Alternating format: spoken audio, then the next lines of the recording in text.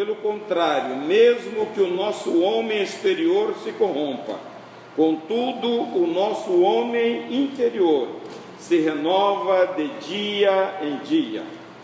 Porque a nossa leve e momentânea tribulação produz para nós um eterno peso de glória, acima de toda comparação, não atentando nós para as coisas que se veem, mas para as que se não veem, porque as que se veem são temporais, e as que se não veem são eternas.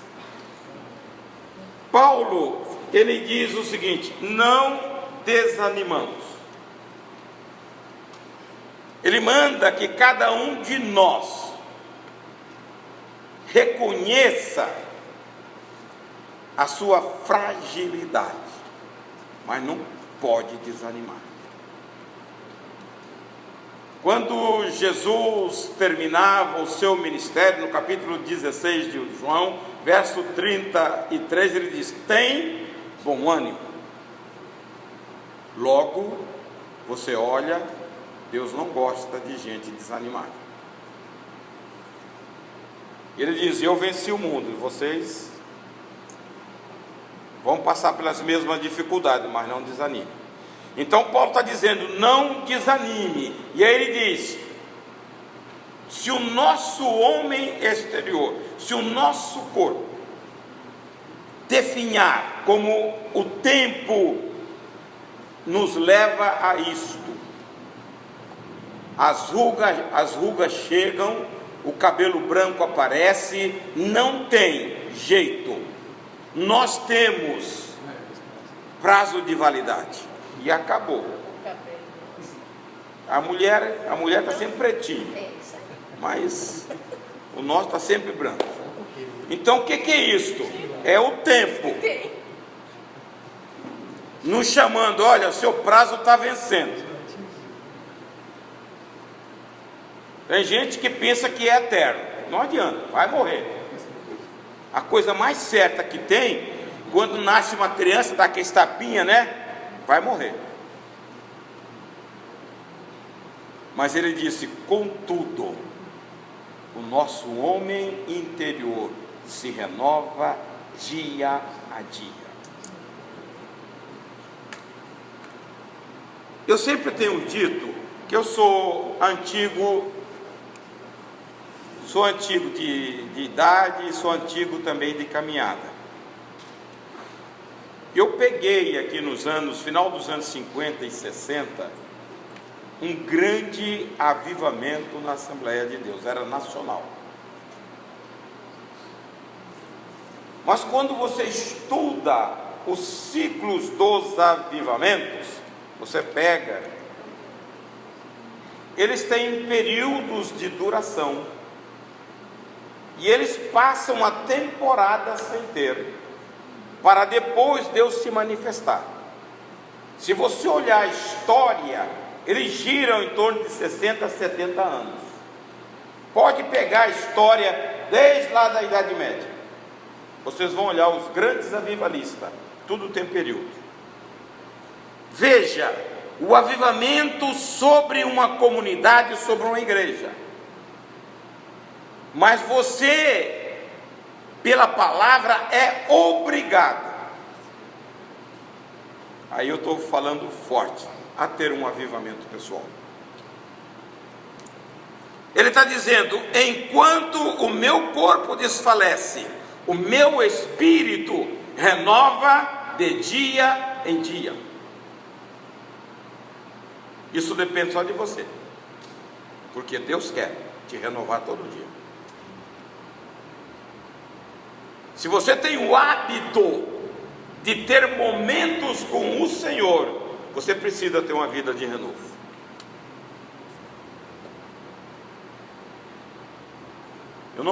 Irmãos, eu tenho hora que eu fico pensando nos crentes. Tem crente que fala línguas estranhas uma vez no ano. E olhe lá. Nós temos a presença do Espírito todo dia, para você renovar o seu espírito. A sustentação nossa, do nosso corpo frágil, ele é dado pela renovação nossa no Espírito. Espírito e alma são as partes eternas que Deus colocou em nosso coração. Logo, nós podemos ter uma vida de renovo. Buscar o Senhor. Paulo está dizendo, e ele começa a dizer que ele vai ter problemas e lutas. Se você não tiver um renovo espiritual, você não enfrenta, você desanima. Olha a história. Quantas pessoas que passaram por aqui estão lá fora? Por falta de renovação. Porque quando vem a luta, fracassa. O espírito renovado, uma alma renovada, nos fortalece o nosso corpo. Isaías dizia: aqueles que esperam no Senhor renovarão as suas forças. 40:31 de Isaías: subirão como águias, voarão e não se cansarão, correrão e não se fadigarão. Você tendo o renovo espiritual, você voa. É isso que a Bíblia está dizendo. E aí é uma parte essencial desse renovo. Depende do seu tempo de oração ao Senhor. Todo mundo quer isso que vem assim. Paga um preço. Ora ao Senhor, que você vai ter. Vou falar uma coisa aqui, não é cantando, até que pode vir, mas não é cantando, é orando. A ordem de Jesus é vigiai e orai sem cessar. Paulo em Tessalonicenses 5:17, ele diz: orai sem cessar. Nós temos que orar.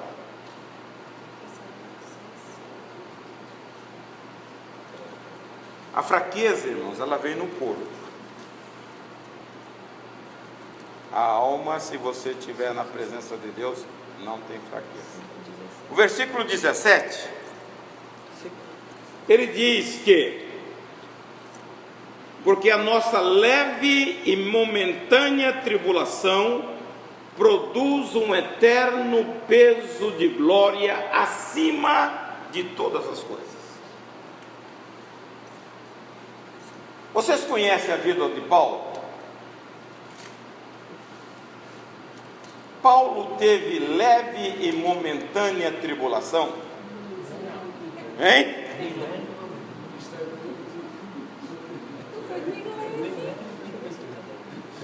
Nada nele foi leve, nem uma viagem de navio no homem é normal.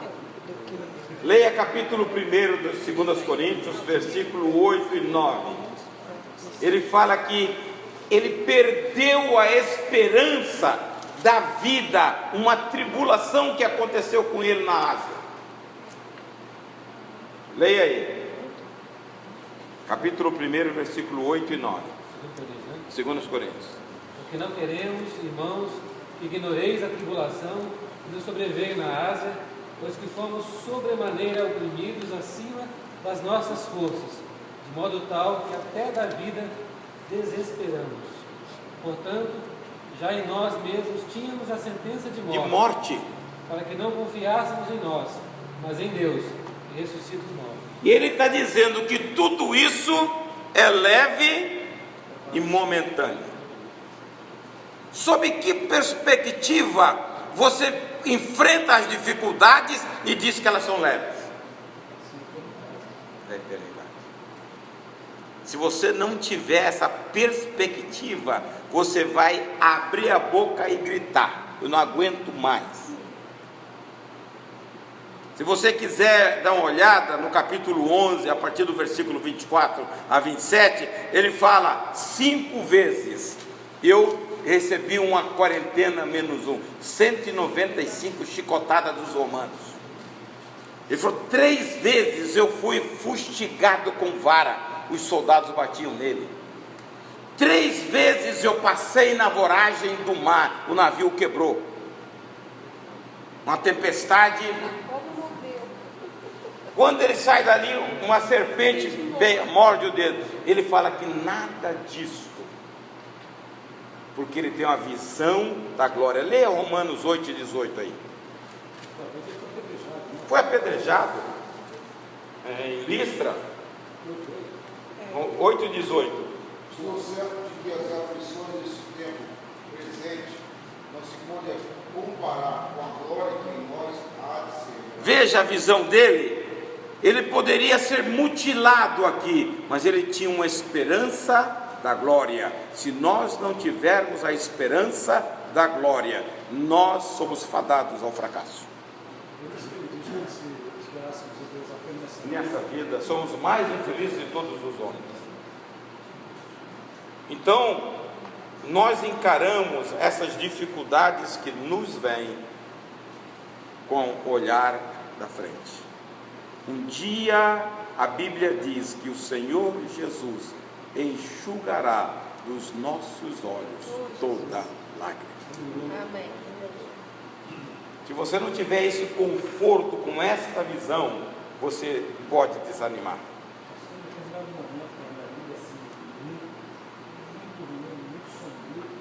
Esse texto contribuiu no meu sofrimento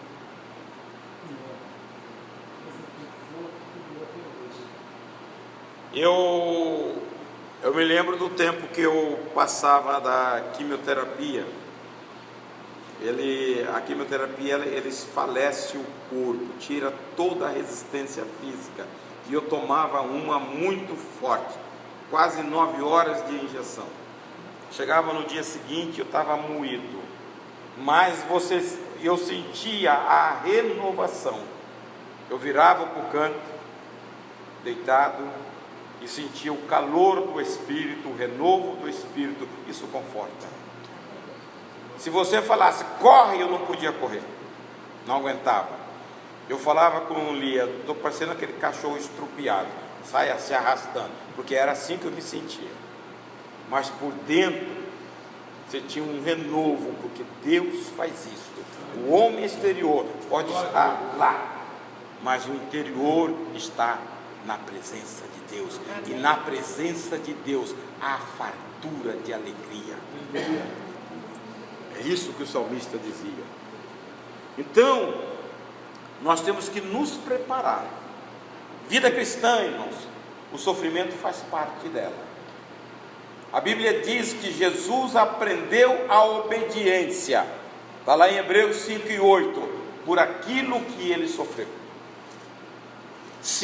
Pedro diz, se ele sofreu, armai-vos também com este pensamento. Prepare o lombo, você vai tomar umas correadas e dê glórias a Deus para isso.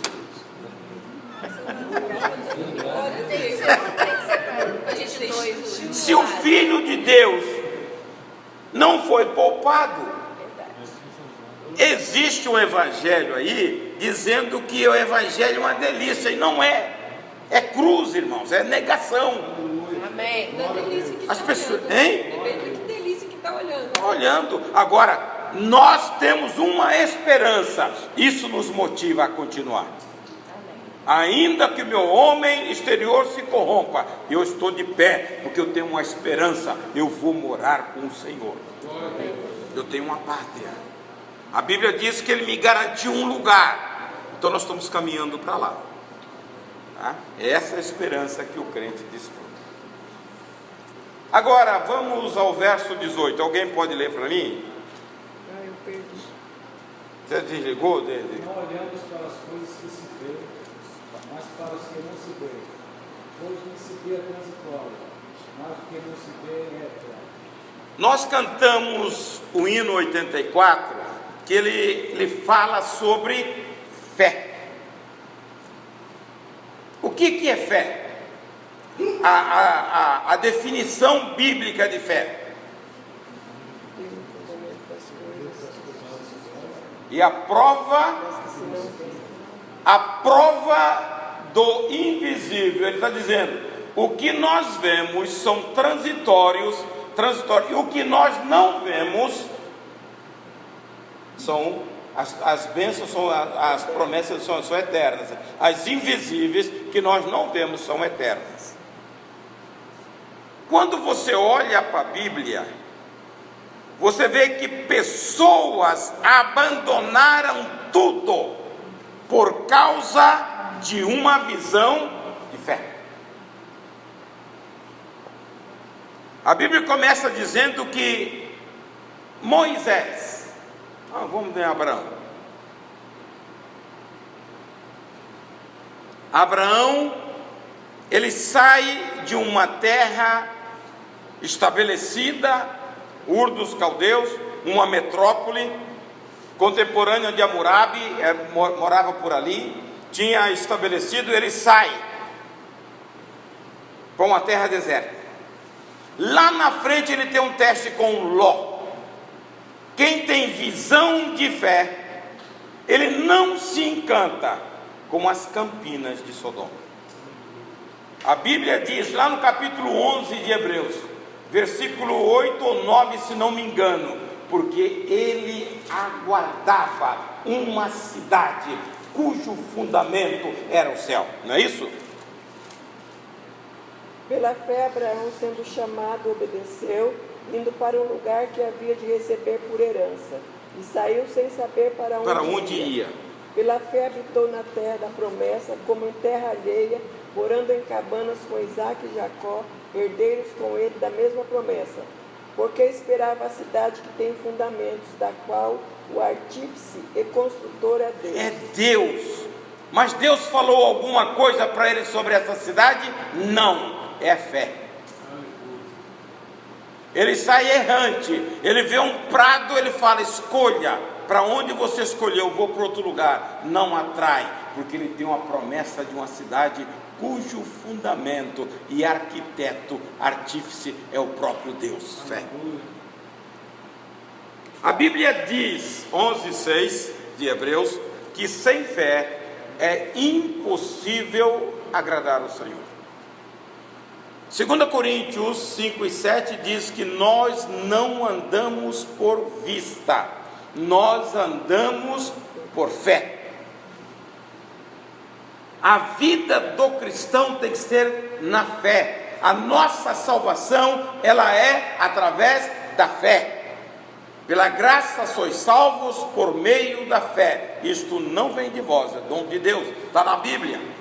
Então, nós somos salvos porque cremos que o sacrifício de Jesus é suficiente para nos limpar do pecado e nos dar uma cidade cujo fundamento foi o próprio Senhor. No capítulo 5 desse livro aqui diz: se a nossa casa, deste tabernáculo, o corpo, se desfizer, nós temos uma eterna nos céus, não construída com mãos, mas eterna nos céus. Então, essa motivação chama-se fé. Quando você olha Moisés, Estevão, no discurso dele no capítulo 7 de Atos, ele diz que Moisés foi instruído em toda a sabedoria do Egito.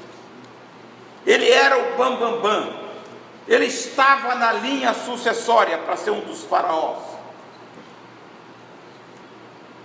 Mas a fé levou ele a abandonar tudo e ir para o deserto, esvaziar-se de tudo. Se você olhar o capítulo 7 de Atos, ele diz que ele era poderoso em palavras. Quando ele abria a boca, o negócio acontecia. E o dia que Deus o chama, depois de 40 anos, ele fala: Senhor, eu não sei falar. Tudo que ele aprendeu da ciência do Egito, Deus tirou, e ele foi depender de Deus. Uma vida de dependência. Por quê? Por causa da fé. José, quando morre no Egito, estava para morrer, ele disse: olha, guarda os meus ossos e leve-o daqui quando o Senhor visitar vocês, porque Ele vai visitar vocês. 400 anos de escravidão, e um dia Deus tira o povo, e lá está na Bíblia, no Êxodo, e o povo pegou os ossos de José, porque ele creu que Deus ia visitá-lo. Fé. Nós precisamos caminhar por fé, depender de Deus na fé. E a fé, ela é gerada em nosso coração à medida que eu me aplico à palavra de Deus, porque isto aqui é para ser obedecido, e só obedece quem tem fé na palavra. Quem tem fé na palavra estremece diante da palavra de Deus, porque a verdade de Deus é a palavra dele. Se eu não tenho fé, eu não reverencio a palavra. A palavra é uma pessoa, a palavra é Jesus. A Bíblia diz que no princípio era o verbo, e o verbo estava com Deus, e o verbo era Deus. No princípio era o Logos, a palavra, o pensamento. Deus não criou nada, Ele falou, Jesus agiu.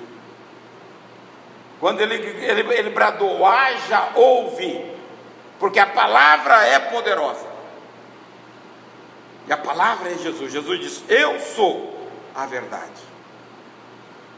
Então, quando nós cremos nisso, e nós desenvolvemos uma fé, porque há graduação de fé. Judas fala que nós temos uma fé comum, uma fé para salvação. Eu creio em Jesus. Jesus disse, capítulo 11 de Marcos, se você tiver fé, tamanho de um grão de mostarda, você vai dizer a este monte, sai daqui e vai para lá, e ele vai fazer. Esta fé eu acho que é sobrenatural, espírito, fé do espírito, está entre os dons. Mas eu vejo uma outra fé, que essa depende de nós, o nosso desenvolvimento. Está vinculada ao fruto do Espírito. A Bíblia diz que o fruto do Espírito é, e aí ela apresenta 9 sabores, começando pelo amor. Amor, alegria e paz. Isso vem de Deus, isso nós recebemos de Deus. Bondade, benignidade e longanimidade, relacionamento social que nós temos que ter com os semelhantes, e outra pessoal, mansidão, fidelidade, fé e domínio próprio. Esses 3 é desenvolvimento nosso, é você que tem que buscar. O desejo de Deus é nos capacitar para isso. Mas eu vejo qual o grande problema hoje da sociedade. Nós estamos envolvidos com tanta distração, com tanta coisa que nos envolve, que nós perdemos o tempo e o prazer para as coisas de Deus. E não adianta, irmãos, você não vai receber de Deus uma coisa que você não quer receber. Só vai receber se você quiser de Deus, se tiver no coração desejo. O salmista dizia, uma coisa pedi ao Senhor e a buscarei. Se eu não tiver propósito de buscar a Deus, eu não vou ser capacitado com fé, com mansidão e com domínio próprio. Por isso que você vê muita gente destemperada. Eu sou crente, mas pisa no calo, para ver se não sobe. A Bíblia diz que a nossa vida tem que estar crucificada com Cristo. Capítulo 6 de Romanos faz uma alegoria do crente com o batismo. Ele diz que no momento do batismo nós somos mortos. No momento que levantamos, nós ressuscitamos. Morto, não é, Virgínia? Morto faz alguma coisa? Nada. Não tem vontade. Por que tem crente que fala que está morto, a língua dele é grande pra caramba? Está bem vivo. Hein? A língua está viva.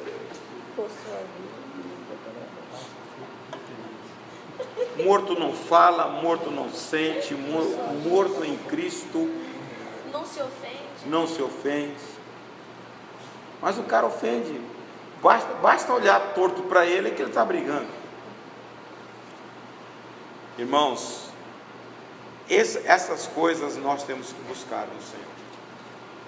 Fé é o firme fundamento das coisas que se esperam e a prova daquilo que você não vê. Nós temos que vislumbrar, ver pela fé. Ela é tão fundamental na Bíblia, que lá no Velho Testamento tem um livro que diz: o justo viverá pela fé. Qual o livro? Hein? Poxa, vocês não leem Bíblia não, hein?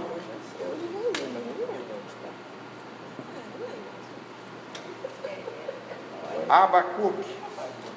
Romanos fala, Gálatas fala e Hebreus também fala.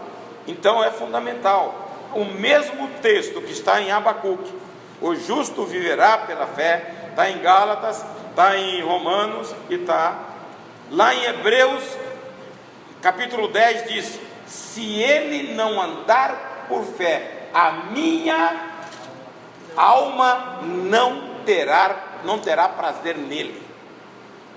Veja como é importante a fé. Eu estava falando sobre graduação de fé. A fé inicial, que nós aceitamos Jesus, cremos nele. Nós temos a fé de milagres, a fé de poder, mas nós precisamos desenvolver a fé do fruto. Isso, irmãos, você é o teste do todo dia.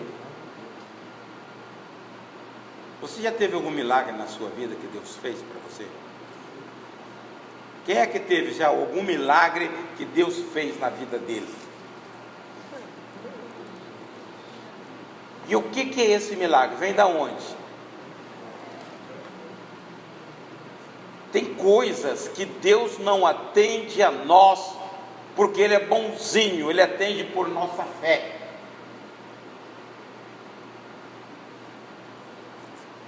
Certa vez, Jesus descendo do monte da transfiguração, Ele encontra os discípulos à luta com uma pessoa possessa. E aí o homem, o pai do garoto, se adianta e fala: mestre, eu trouxe aqui meu filho para os teus discípulos e eles não puderam. E ele fala para Jesus: se podes, cura o meu filho. Jesus diz para ele: tudo é possível ao que crê. E ele cai em si e ele chora. Ele diz: Senhor, ajuda-me na minha incredulidade. E Jesus expulsa o demônio. E os discípulos ficam com a cara grande. E em casa ele fala: por que nós não podemos? O processo que você fez, nós fizemos também, só que não deu certo. Aí Jesus diz: essa casta só com jejum e oração. Tá? Só com jejum e oração. E aí você vê, Deus atende, por quê? Porque o homem tinha fé. Quando Jesus estava em Cafarnaum, na casa dele, capítulo 2 de Marcos, 4 homens estão atrás carregando um paralítico. Vamos resolver o problema desse paralítico. Leva a casa e não pode entrar. Eles destelham e desce o homem aonde Jesus estava. A Bíblia diz: e vendo a fé dos 4, não do doente, Jesus cura. Então a fé é poderosa para mover Deus em nosso favor. Por isso que sem fé é impossível agradar a Deus. Porque o mover de Deus é pela fé. Marlos Monro dizia o seguinte: que a fé é o dinheiro, é a maneira que você paga para ter os recursos de Deus. Então nós precisamos dela. Quantos anos Abraão ficou esperando a promessa de Deus se cumprir na vida dele? Hein? Então faz a conta, quem é matemático aí. Aos 75 anos ele é chamado para sair de Harã. Aos 86 Deus aparece para ele e reafirma o propósito. Aí ele tem Ismael. Aos 100 anos, aos 99 Deus promete, aos 100 anos nasce Isaac. 25 anos. Leia capítulo 4 de Romanos, versículos 18 a 21.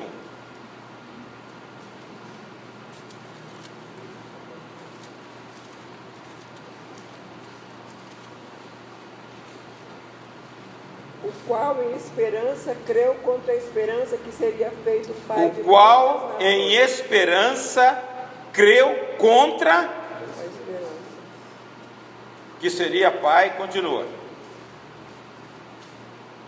Seria feito pai de muitas nações, conforme o que lhe fora dito. Assim será a tua descendência. E não enfraqueceu na fé, nem atentou para o seu próprio corpo já amortecido, pois era já de quase 100 anos, nem tampouco para o amortecimento do ventre de Sara. E não duvidou da promessa de Deus por incredulidade, mas foi fortificado na fé, dando glória a Deus. Veja, ele olhava, vê o que é fé? Ele olhava para a situação, ele via a realidade. É impossível. Eu não tenho condições, mas Deus tem. Fisicamente eu não posso mais, nem eu nem minha esposa, mas ele continuou crendo. A Bíblia diz que ele creu contra a esperança. No 21 fala, estando plenamente convencido de que ele era poderoso para cumprir o que havia prometido. Ele tinha... Isso é fé. É esta a visão que a fé proporciona às pessoas que creem. Você não está vendo nada, uma pessoa normal, mas quem tem fé vê a realidade.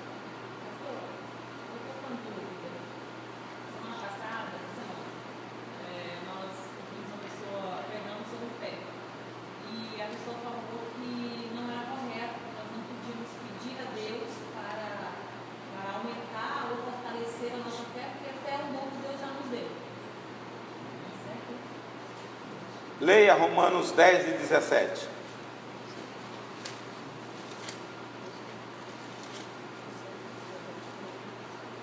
E assim, a fé vem pela pregação e a pregação pela palavra de Cristo. Então, ela vem. Capítulo 11 de Lucas. Leia, quem achou? Será que é 11 ou 17? Eu faço uma confusão com esses dois. Uma que a Bíblia diz que Jesus estava em certo lugar orando. Lucas 17:5, disseram então os apóstolos ao Senhor, aumenta-nos a fé. 17:5. Porque a Bíblia diz que ele estava em certo lugar orando intensamente. E aí os discípulos viram e falaram: Senhor, acrescenta-nos a fé. Logo, ela pode ser acrescida. O que nós estamos falando aqui de fé? Nós pegamos, é muito normal você aconselhar pessoas que estão em dificuldades, passando por problema, creia em Deus que Ele vai te resolver. Mas a hora que o vento sai de lá e vem para cá, você entra em pânico. Entendeu? Aí você precisa ter fé. É aí que você precisa, porque falar com o outro é muito fácil. Você não está vivendo o problema, mas a hora que o vento vira para o seu lado, você precisa estar estabelecido na fé. Você sabe o caminho do vento? Então ele pode te pegar também. Ai, Jesus.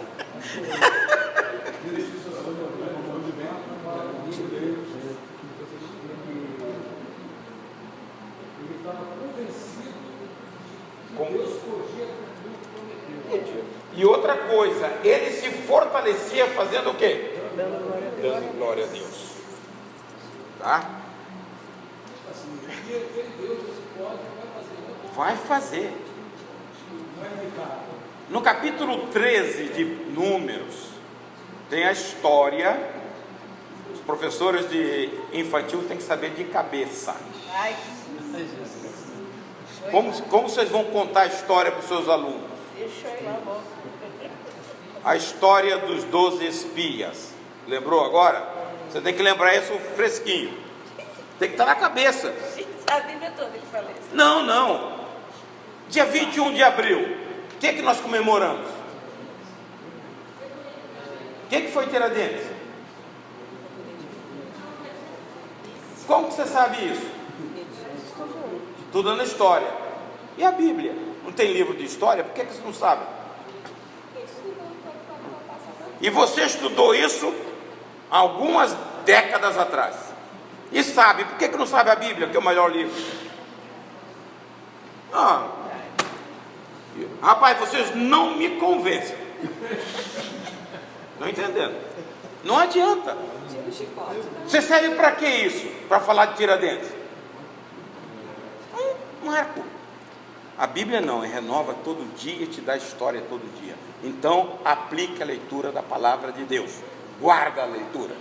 Capítulo 13, Moisés manda 12 espias vigiar a terra. E eles vão, e eles vêm, e eles voltam com um relatório, 10 deles, com um relatório péssimo. A terra é boa, a terra mana leite e mel, mas tem gigante. E nós, olhando para aqueles camaradas, parecíamos gafanhoto. Deus tinha prometido, aí era fé. A Bíblia diz que Caleb se posiciona: nós conquistaremos. Por quê? Porque está firmado em uma palavra. É aqui que você tem que firmar. Deus falou que daria, ele daria. Lá no capítulo 14, quando o povo já tinha feito uma rebelião, Josué e Caleb, ele falou assim: nós conquistaremos, porque Deus prometeu. E nós servimos um Deus que não falha. Tudo que você tem na Bíblia de confirmação, por isso que o novo reafirma o velho. Deus cumpriu, então você tem que crer. O grande problema nosso hoje é essa influência do mundo. Nós tiramos o olhar de Deus e olhamos as circunstâncias. É igualzinho Pedro. Pedro tem um ato de fé brilhante. Quando Jesus anda sobre o mar, ele fala: se tu és, me manda que eu vá. Ele falou: vem. E ele lá vai ele. E o evangelho é tão específico que fala: e vendo ele a fúria do vento, começou a afundar. Enquanto ele estava olhando para Jesus, ele estava andando. A sorte dele que Jesus estava perto e ele bradou: socorre-me. A Bíblia diz que no momento Jesus tomou ele pela mão. Nós olhamos as circunstâncias e esquecemos de olhar para o Senhor. Deus faz, Deus continua o mesmo. Não precisa ter fé. Por que as pessoas perderam o temor? Vivem uma vida duvidosa, pecaminosa no meio da igreja, porque não tem fé. Não sabe que um dia Deus vai estabelecer juízo. A Bíblia diz. E aí eu vivo embarrigando. Não tenho critério, não observo o mandamento e não quero viver uma vida santa. Pedro exige uma vida santa em toda. Está lá em 1 Pedro 1,15. Em toda maneira de viver, na sua maneira de pensar, na sua maneira de falar, na sua maneira de sentir, tudo tem que ser santo, porque o nosso Deus é um Deus santo. Mas como é santo aquele que vos chamou, sede vós também santos Em toda a vossa maneira de viver. Porquanto escrito está, sede Santo, porque eu sou santo. Então eu preciso estabelecer fé na minha vida cristã. Porque Deus é soberano. Não adianta. Ele faz ou não. Mas eu tenho que submeter à vontade dele. Eu tenho que continuar crendo. Aquela expressão de Jesus com Jairo. A Bíblia diz que Jesus atravessa o mar, vai a Gadara. Lá ele encontra um homem endemoniado, com mais de 6.000 demônios.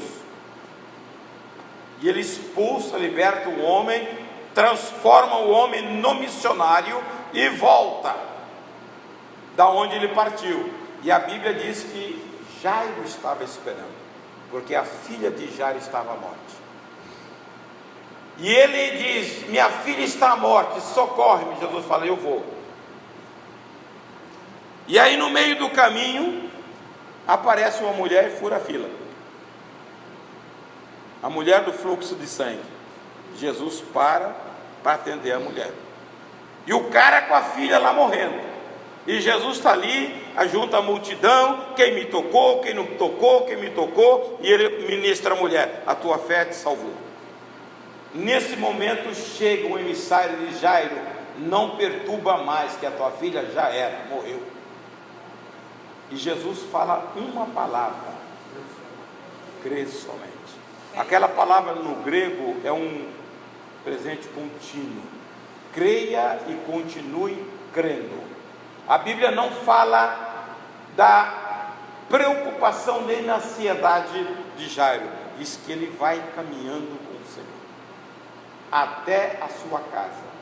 Quando chega na casa, estava já as carpideiras, as chorosas, as mulheres que choravam no velório. Jesus tira todo mundo, entra ele, Jairo e a mãe, e entra lá e ressuscita a filha de Jairo. Por quê? Porque ele tem poder, ele pode, basta que você creia. Nós precisamos crer. Irmãos, vocês olham aqui, eu nunca fiz campanha financeira. Nós trocamos o telhado, fizemos aí, anunciamos, anuncia pastor, anunciei. Acho que deu 10% só de oferta extra. Agora, a gente ora, e Deus manda recursos do outro lado. Deus é um Deus que ouve oração. Se você orar e tiver fé, pode aguardar que Ele vai te ajudar. Nós estamos aqui há 16 anos. Deus nunca deixou faltar recurso para cumprir as nossas necessidades. E eu não fico falando do púlpito. Agora eu falo com Ele: Senhor, o negócio está preto esse mês, faça um milagre. E o milagre vem. Se for pedir, né, crise, né, pastor? Hein? E com toda essa crise não se fechou vermelho. Nenhuma vez, graças a Deus. Porque Deus é fiel. Se nós formos olhar para a saúde, Deus continua fiel. Eu há 35 anos, eu não tenho uma dor de cabeça. Eu tinha uma enxaqueca de alucinante. Mas um dia eu resolvi crer no Senhor e comecei a buscar, e Jesus me curou. Nunca mais. Lá em casa, pense na quantidade de analgésico. Eu compro lote. Eles tomam que só água. O pessoal do prédio, todo mundo. Qualquer coisinha, eu não tomo nenhum. Hein? Qualquer coisa vai lá em casa. Qualquer coisinha vai lá em casa. Você compra muito e atende, mas eu não tomo nenhum. Porque quando Deus faz, Ele opera a cura, Ele opera. Aleluia. Viver por fé. Fazer milagres. Espera em Deus, porque a visão de fé te traz uma realidade que ninguém vê. O que o texto diz aqui? Olha o que diz: não atentando nós nas coisas que se veem, mas nas que se não veem. Porque as que se veem são temporais, vão passar, e as que se não veem são eternas. Você vai trazer as promessas de Deus para uma realidade sua. Eu falo com as jovens que deveriam orar para o casamento. Se confia em Deus, Deus vai trazer do outro lado do mundo para atender o seu pedido. Eu vi o testemunho da Alda Célia, quem conhece? Cantora. Ela dizendo o seguinte, que morava numa cidadezinha bem pequena do interior de Goiás, e ela não queria casar com gente do mundo, e ela começou a orar. Ela não sabe por que cargas d'água foi aparecer lá um gringo andando por aquelas bandas, e ela é casada com ele, já vai muitos anos. Sabe por quê, irmãos? Casamento segundo o padrão da Bíblia é uma vez só. Alguém nasce com estrela na testa? E quem é que sabe o coração de cada um? Só Deus. Então, ore para que Deus te conduza ao melhor, porque sempre que Deus te dá, Ele te dá o melhor. Precisamos de fé. As pessoas ficam mendigando. Nós temos um Deus rico que quer nos dar gratuitamente todas as coisas. Está lá, Romanos 8:32. E Ele prova isto, que nós já recebemos. O que Ele tinha de melhor, Ele deu para você. Foi Jesus. Morreu o seu filho. Despejou a ira que o pecado impunha sobre o seu filho, para que você fosse salvo. E hoje, o que diz a parte B do versículo? Leia o versículo todo.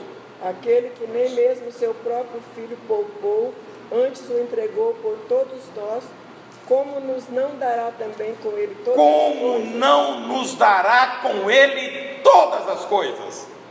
Se Ele já te deu o melhor, não fique aí escabelando. Nós temos um Deus bom que Ele quer te dar. Agora você precisa pedir. Capítulo 7, verso 7 de Mateus. Como que diz lá? Tem que saber. Pedir, dar-se-vos-á. Batei, e abrir-se-vos-á. Isso? Tem um outro ainda, com 3. Buscai e achareis. Só que você senta um dia lá, pede e esquece de pedir outra vez. Já pedi uma vez. Deus quer ouvir a sua voz. Fica incomodando Deus, não tem essa ideia. Incomodando Deus. Deus não nos Tem que incomoda. orar mesmo, porque a estatística da Serra, voltando, tem 12 mil mulheres a mais do que os homens. Só? 12 Na mil? Serra, 12 Não, mil. é? Na Serra. Não, mas aí se cumpre a palavra, né? Você já leu Isaías 4? Não vou ler agora. Leia aí. Tudo está na Bíblia. Para que vai ler isso? 7 mulheres para cada homem. E elas pedem somente uma coisa. Hein? Só o nome. Você olha a situação hoje, é a mesma coisa. Todas as mulheres são independentes. É preciso só para nos tirar a desonra. Não é isso? Está no capítulo 4? 4? Acho que é. Hein? 7? Capítulo 4 ou 7? 4. O que está escrito aí? 7 mulheres naquele dia na Serra. Pode ler. 7 mulheres naquele dia lançarão mão de um homem, só homem, dizendo: nós comeremos do nosso pão, nos vestiremos de nossos vestidos. Tão somente queremos ser chamados pelo teu nome. Pelo teu nome. Tira a nossa desonra. A minha Bíblia é péssima, porque ele veio e fala: naquele dia 7 mulheres agarrarão um homem. Ai, já falou que essa é a sua Bíblia. Essa é a minha Bíblia, gente. Eu preciso conversar. Agarraram ele e dirão: meu Deus, eu estou vendo lá a cena da luta. Então, está na Bíblia, isso vai acontecer, não tem jeito, já acontece por aí, tá? A Bíblia se cumpre, a Bíblia é um livro extraordinário, hein? Muito difícil uma casa que tem um homem. Mais mulher. A maior parte das casas é mais homem. Agora, E os que tem? veja, Sério, a maior parte dos homens. eu vi um tempo desse aqui em Vitória, dizendo que nas maternidades nascem mais homens do que mulheres. Aí vem um outro princípio estarrecedor: morte de jovens de 17 a 25 anos, quase todos homens, por falta de honra aos pais. Não tem jeito, a Bíblia vai se cumprir. Honra o teu pai e tua mãe. Primeiro mandamento com promessa. Hoje está comum as pessoas desrespeitarem os pais. Eles estão sendo ceifados, porque esse princípio é para todos, não é só para crente. Eu vi um artigo de um juiz que ele falou que aqueles filhos que são acompanhados pelos pais na área próxima, esse juiz trabalhava com adolescentes. A maior parte deles não se envolve com violência. Então, você olha e vê essa barbárie hoje. Por quê? Porque os pais estão perdendo o controle da educação sobre os filhos. Usurpação de Satanás, tem cuidado. Nós estamos num campo de batalha. Nós não estamos num lugar de recreação. Nós estamos num campo de batalha. E o inimigo não brinca. E aí, quando você lê o capítulo 6 de Efésios, o versículo 16, ele fala sobre isso que nós estamos falando. Ele fala: e o escudo da fé, não é isso? Apagará, tomando sobretudo o escudo da fé, com o qual podereis apagar todos os dardos inflamados do maligno. Todos os dardos inflamados do maligno, a sua fé bota em retirada. O inimigo ele não enjoa de estar lançando setas, mas a nossa fé, a proteção que nós temos, não nos atinge. A Bíblia diz que apaga todos os dardos inflamados. Então, vale a pena você desenvolver a sua fé. Hoje você vê pouco, irmãos, mas eu sou de um tempo que a escassez era predominante. O Brasil era um agrícola nos anos 60. Você ia na casa do irmão, não tinha comida. Ele estava cantando um hino feliz. Ele ia para o joelho. Na hora certa, Deus mandava. Isso é fé. Ele não se desesperava. Você chegava lá. Irmão, Deus me tocou ali, porque Deus fala. Ele me tocou para trazer isso para você, era o que precisava. Hoje nós não fazemos uso da fé.